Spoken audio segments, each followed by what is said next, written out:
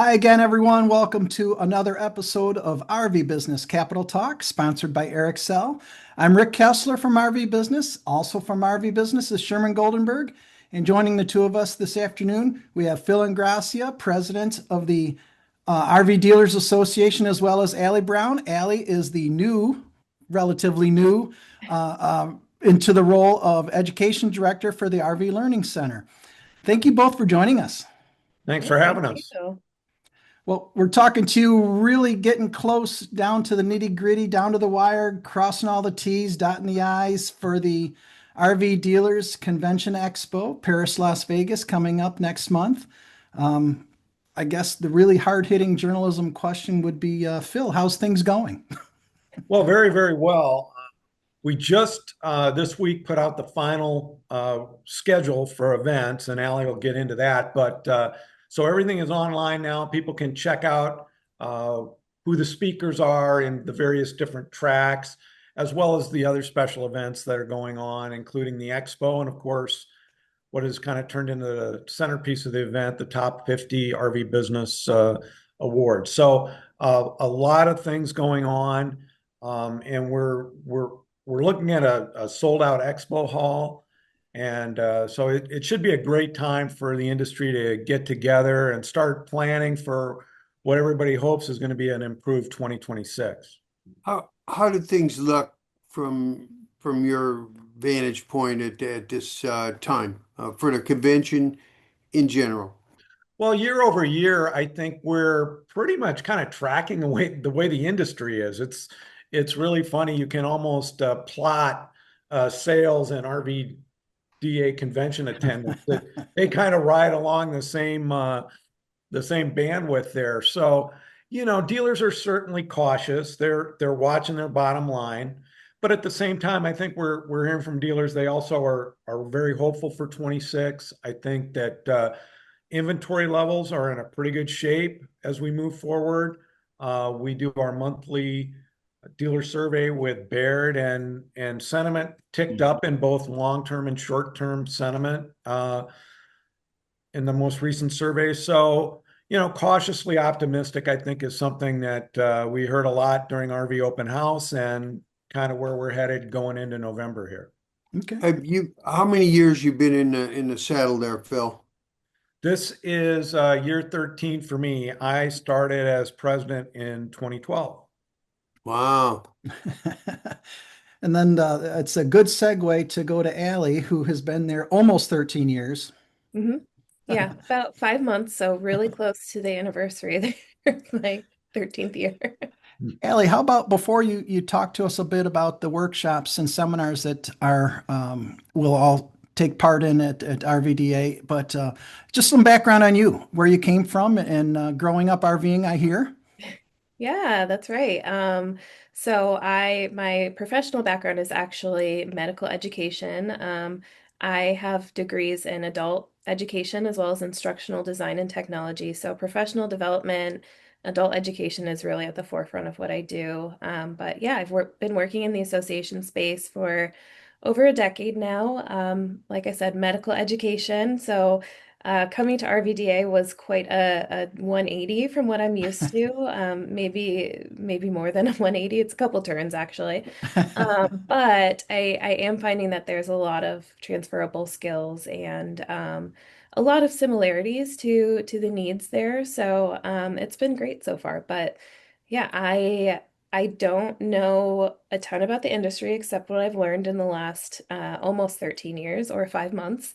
But I did grow up RVing and I grew up in upstate New York in Syracuse, and so that was a big part of our summers and even, spring break, that sort of thing, is we would go camping with dad in upstate New York. So You got a pretty darn busy schedule there, judging by some of the emails I've seen. this is true. Yeah, yeah. What are some of the Yeah, workshops go and ahead, Rick. seminars, Go ahead. especially the tracks that you have for this year? Yeah, so we're really focusing on a lot of education that kind of runs the very diverse spectrum of learners that we have. So we've got people from the frontline staff to leaders within the space. And we just want to make sure that we're hitting on what everybody needs all at once so that there's something for everyone. So we've got a lot of workshops that are focusing on like sales, F&I. I think those are kind of the big things. Fixed operations, that's something that we're focusing on for that Thursday, for our Thursday programming.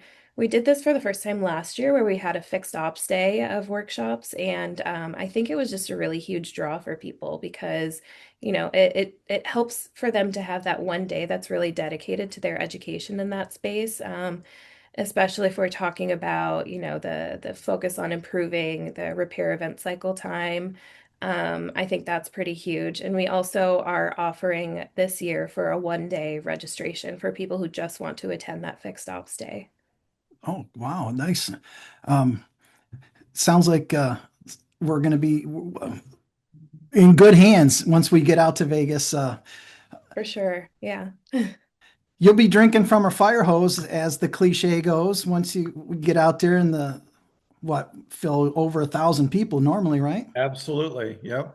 hmm Yeah. Yeah. The good news about that is I've been doing this for a while, like I said, and working in medical education, I've worked in crowds of above 50,000. So this should be pretty easy for me. And I, mainly very exciting. I think like I said, it's been great working with everybody. All of our speakers and attendees and committee members and volunteers have just been really awesome to work with. I have a very unfair question for you, Allie. Um, as you mentioned, the repair event cycle time is a pretty big issue for our industry, the RV industry. Does the medical industry have a repair event cycle time problem? Yes, yeah. I think there's actually several as it pertains to like insurance and payments and malpractice. And there's a lot there, a lot of improvements to be made. So like I said, a lot of similarities between the two industries. So I'm looking at what I'm going to call the agenda, the lineup for Monday, November 10, Tuesday, November 11. Tuesday, it sounds like things get underway in a big way. Mhm. Uh, Spotlight on Excellence luncheon, and but Wednesday, kind of the climax of this event, isn't it, Phil? Yeah, I mean it's like all events. You have some preliminary stuff that we're doing some governance with our board of delegates, our board of directors are meeting. Then we'll get into the heavy workshops, not only the ones that Allie's doing in the very educational tracks, but also we've got quite an extensive vendor training plus schedule. And that's an opportunity for the vendors and the service providers to really kind of dive deep into their own offerings. And I think those folks have done a great job of making them very useful because it's a lot of things you use on a regular basis. You may not know every layer of how to best to use that product. For Yeah. instance, software is a perfect example of that. So what a lot of times they're doing is showing the dealers how they can enhance their use of things they're already paying for, but just to be more efficient and get more out of some of the vendor programs that they're already involved with. Hmm. Oh, on Wednesday, you got RVDA of Canada and separately America annual meetings. That's right. And we're going to take a little bit different tact on our annual meeting, try to get it a little bit more engaging. Um, Folks can expect, for instance, we're going to try an MC for the first time. We're going to do more of a Q&A format with our volunteer leaders versus, giving speeches and things like that. We'll see how it works out. There's a lot of tradition involved with some of these things, but at the same time, you want to kind of keep them fresh. And so, Sure. under the guidance and of our Convention Expo Committee Chairman Chris Andro and our current Chairman Larry Trout III, we're going to try some different things this year and see how they work out. Expo opens at 11 or what? It's 11 to 3 on Wednesday. Right. And then on Thursday, we're going to have a breakfast again for the expo opening and then take it up into the early afternoon. And, we'll see how that works out as well. Top 50, Rick, I'm interviewing you. What, What? What's that? how's that all look? How's that look? I think it's going very well. Phil, I think the other day you mentioned that we have just about all 50 dealerships will be represented there, which is always a plus, of course. The the top 50 ceremony, as you well know, Sherm, Phil, Allie, you'll find out. We're all about efficiency, right? We're in Las Vegas. We want people to receive their awards and have their 15 minutes and get up on stage. But we also recognize that we are in Las Vegas, and typically there's going to be some more fun things to do outside of the top 50 ceremony. So we try and work through that, in a reasonably fast paced. But to your point, Sherm, it is a highlight. I think we always should celebrate the best dealerships in America, North America, each year, as deemed by our independent panel of judges. Always need to point that out. And Phil, I'm pleased that you think it's a highlight for the convention, because we work hard to make it one. Well, it's been a good partnership over the years, I think. And, not only the top 50, but one of the things I think the committee over the years has tried to do is balance the networking as well as the education, as well as the expo.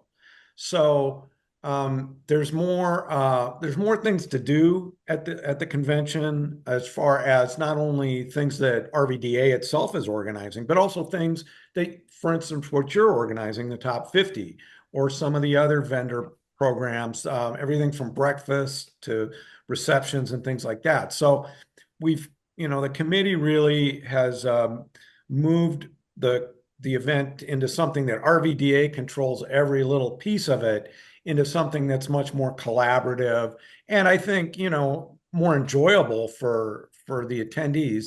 Nobody wants to be programmed from 7 o'clock in the morning till 8 o'clock at night. There's a lot of space for people to do what they want to do when they're in Vegas. I would like to maybe, as we near the home stretch, bring up something that you mentioned early on in this interview, Phil, which was, you were talking around attendance, and you said in general terms that it reflected the big picture economy. Well, I'm not going to ask you about attendance numbers. I am going to ask you what your view is of the big picture economy right now. Well, I think that when we are surveying dealers and, talking to dealers like all of us did at Open House, certainty in the economy is very, very important, for anything that is a discretionary purchase. I think you're hearing the same things from the boating industry. They want to see a more stable economy for discretionary purchases. And, with the cattail, with the addition of, with the lowering of interest rates and things like that, I think that we are going to see some stabilization, and things will be kind of stair-stepping up as we move forward. But, what do dealers have to do to prepare for that? Well, they got to get inventory levels in line. And I think the manufacturers have done a good job of making sure that, they're not stuffing the channel. And so we're not going to be getting into, a war of attrition on discounting and things like that. So, everything is setting up, I think, for a better 2026. And then we'll see where we can go from there and get back up to where everybody wants to be, which is 450,000 annual shipments and sales. Yeah. One last question. Obviously, there's still time, Phil, for dealerships to register and bring more people if they've already registered. Yes, absolutely. We have anybody who registered in advance has a code, or they can call us and get a code to register people for the lowest rate. And then, as Allie pointed out, we also have our fixed operation special one-day rate, which will allow people to at least get a portion of the convention at a very affordable rate. Very So we're good. trying to be more flexible with our registration policy. Mhm. I can tell, Phil, at times that you have some experience in being on camera. And you do. Well, my cat tried to get on camera. You just saw that. So, Guest speaker. All right. All right. Allie, looking forward to meet you in person out there in Las Same here. Vegas. Same here. Yeah, thanks. You too. Thanks, both of you. well, thank you guys. We Thank really you. appreciate it. Look forward to seeing you there.